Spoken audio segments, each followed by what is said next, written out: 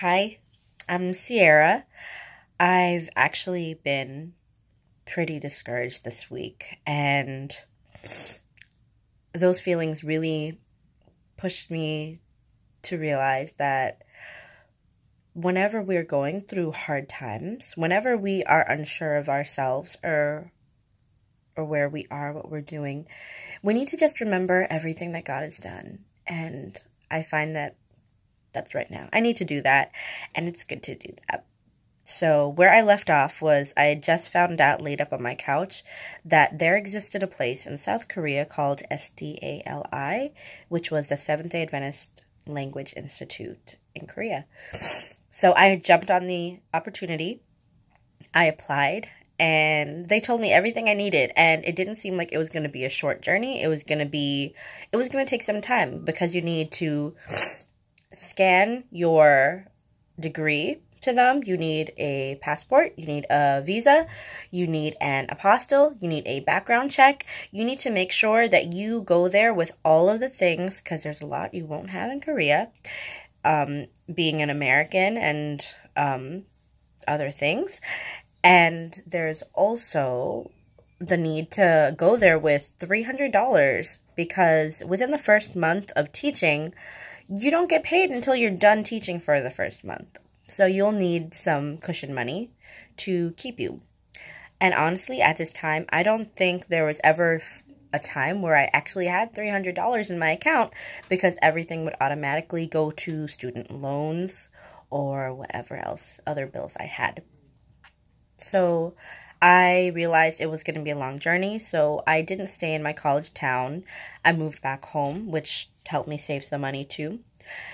And when I moved home, I got a job tutoring. And we don't believe in coincidences when God's involved. The tutoring company I was involved with, my boss is actually a Korean woman, and she was able to tell me about her life and soul and stuff like that, and encouraged me a little bit. And it just solidified in my heart that I was meant to go to Korea. Also, not just that coincidence, but just the rigor of work. I didn't honestly think that tutoring would be so rigorous, but this company was. I wouldn't tutor just one or two students at a time. I would tutor 1, 2, 3, 4, 5, or 6 students at a time, all different ages, all different grade levels. I would definitely give them individualized instruction, give them all different assignments. By the end of their time with me, they needed to have a report filled out on how they did. And getting all of that done, I've never been pushed to do that. I never had that much accountability, that big of a to-do list at one time before. And I had to get talked to about it maybe once or twice.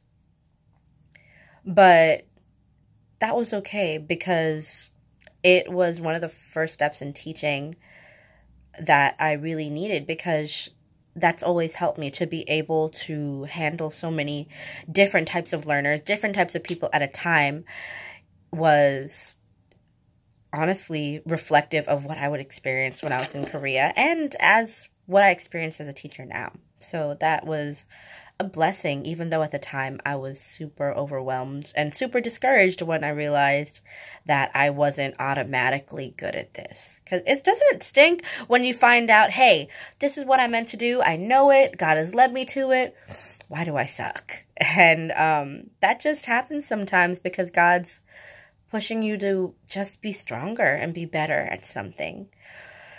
I do need to hear this. I did need to really hear this. But going on, this process took a while. I was tutoring for a very long time with them, and I got the final piece to my puzzle in February. We went from August to February. February 14th, Valentine's Day, it was a Friday. I remember that because I was taking public transportation at the time. I didn't have a car. And I ran into somebody I knew from high school on the bus, and he just inquired about me. He asked, so it's Valentine's Day. Do you have any plans? What have you been doing today? I was like, well, I just got my visa. Yay. He's like, is that all you're doing? yeah. And he kind of commented on it, and I realized, wow, I guess people would think it's kind of sad, but I'm realizing this is amazing. For me, it's very cool. I've never done anything like this before. And going ahead with God's blessing, that's awesome. But I got the visa.